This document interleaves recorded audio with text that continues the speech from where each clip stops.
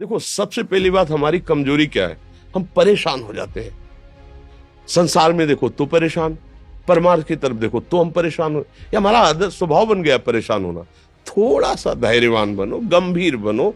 कोई इस भारी से भारी विपत्ति में परेशानी स्वीकार करके विपत्ति से थोड़ी निकला जाता। सुलझो, ठीक है, ये विपत्ति आई, समस्या आई, इसका समाधान होगा। ऐसा थोड़ी कि हमें नष्ट कर देगी। अगर अभी हमारी बड़ी हानि हो जाती है, हम कल इससे बड़ा लाभ प्राप्त कर सकते हैं। हमको एकदम बिल्कुल गंभीर रहना है, इतने कमजोर नहीं बन जाना। अब वो गए तो क्या होगा, अब वो वस्तु गई तो क्या, पद गया तो क्या होगा। प्रयास किया था, ये पद मिला था, इससे बड़ा पद प्राप्त करूंगा, मैं इससे बड़ा महान बनूंगा। ठीक है, एक बार गिर गया, गलती हो गई, दंड भोगूंगा, फिर इससे ज्यादा संयम में रहूंगा। बिल्कुल, मतलब एकदम फ्रेश दिमाग रखना चाहिए। पर अपने लोग क्या है, जरा सी बात में एकदम पछड़ा कर लेते हैं, एकदम कमजोर हो जाते हैं। ये बिल्कुल ठीक नहीं है। हम जीवन भर की यात्रा की बात कह रहे हैं, भारी से भारी कष्ट में भी मुस्कुराना, तो हमें बल मिला है, हमें भगवान की कृपा का दर्शन हुआ है, हमें उनका दुलार दिखाई दिया है। अगर ऐसे तो भाग जाते, फिर परमार्थ में थोड़ी चलना होता है। आज जो आप सुन करके लाभ लेने की चेष्टा कर रहे हो ना, ये केवल प्रवचन नहीं है, ये जीवन है। अगर ये जिए ना होते ना, तो ये इसका प्रभाव नहीं पड़ता, फिर वाणी का प्रभाव नहीं पड़ता। हम इसीलिए कहते हैं, जैसे आप लोग एकदम परेशान हो जाते हैं जब बोलो, क्या हमसे ज्यादा परेशानी होगी? दोनों किडनी खराब, दवाई लाने के लिए पैसे नहीं, पानी रखा है हम उठ के पी नहीं सकते, भीषण शरीर में कष्ट, भीषण बुखार, क्योंकि किडनी फेल, जरा में बुखार, खाने को क्या, रोटी मांग के लाओ। अगर वहां सब्जी मिलती है तो लाल मिर्च ऐसी पड़ के मिलती थी कि वो पा नहीं सकते थे। आप सोचो, पानी लाना है तो मुझे लाना है, पीना है तो मुझे पीना है। अगर मैं हारता तो कहां पहुंच जाता, क्या स्थिति होती? नहीं, मरना है। पर कदम पीछे, कोई दिन ऐसा नहीं जिस दिन सेवा ना की हो, जिस दिन सेवा ना गए हो। गुरु जी की सेवा में जाना है, पहले अपने को स्वस्थ साबित करना है, नहीं वो सेवा नहीं लेंगे। तुम बीमार हो, तुम कष्ट में हो, ऐसे उनकी दृष्टि परेशान थी। सेवा की, आके लेट गए।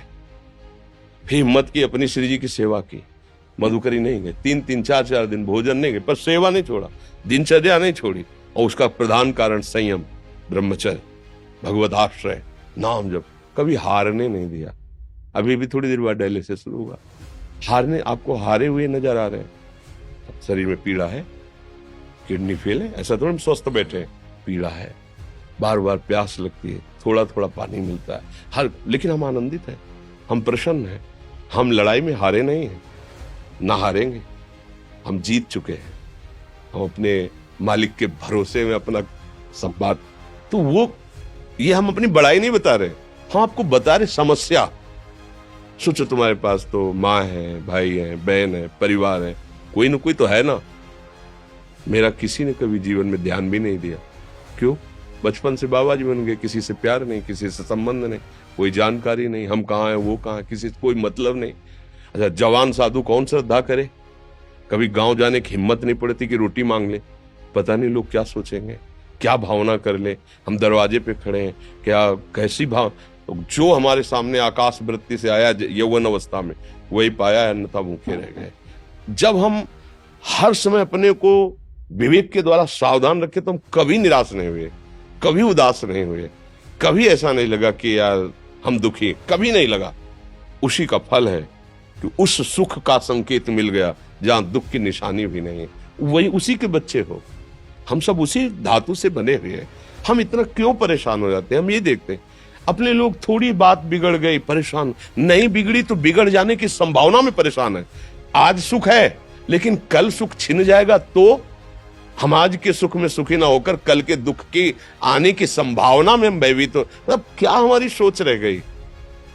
हमको इतना बलवान बनना है कि सुख और दुख दोनों हमको छू न सके।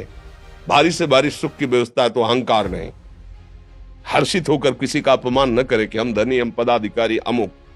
भारी से भारी दुख आया तो हमें किसी के सहयोग की जरूरत नहीं, हम फिर अपने कदम बढ़ाएंगे, हम फिर जुड़ी हुई अपनी भावनाओं को सजाएंगे। मस्त जीवन एकदम। तुम अविनाशी के बच्चे हो। शेर का बच्चा भेड़ों के बीच में फंसकर म्यों म्यों बोल रहा है, बस अगर दहाड़ना सीख जाए तो कोई भी उसे परास्त नहीं कर सकता। ऐसे भगवद अंश, तू प्रपंच में फंसकर अपने को इतना दीन क्यों देख रहा है? तू ऐसा है कि भगवान के दिव्यास्त्र में भी ताकत नहीं तेरे को मार सके। तू अविनाशी का अविनाशी बच्चा है, विनाशी भोगों को, विनाशी शरीर को मैं मान के इतना भयभीत, इतना दुख ठीक नहीं। ये सबके लिए, केवल एक के लिए नहीं। आप समझो, आप लोग सोचते हैं हम गृहस्थ होकर भला ऐसी स्थिति कैसे। जनक जी सुखदेव जी के गुरु हैं और राजा हैं, महल है, रानियां हैं, नौकर है, चाकर। क्या सुखदेव जी जिनके शरीर में लंगोटी भी नहीं है, दिगंबर, परमहंस, परमहंस के गुरु है जनक जी जो राजा हैं। समझो आप ऐसा ना सोचे कि हम नौकरी कर रहे हैं, हम संसार में, हम गृहस्थ हैं, हम आध्यात्मिक की ऊंचाई पर नहीं चढ़ सकते। नहीं, आप एक सरकारी नौकरी या आप किसानी या व्यापार करते हुए आप एक अध्यात्म की ऊंचाई में चढ़ सकते हैं। और अध्यात्म ही है जो तुम्हें इस माया के दुख सुख से ऊपर उठा सकता है। दूसरा, चाहे जितनी संपत्ति आ जाए, आप सुखी नहीं हो सकते। सब देख लो, आंख खोल के देख लो, अध्यात्म ही है जो तुम्हें हर कष्ट सहकर मुस्कुराकर जीने का रास्ता बता देगा।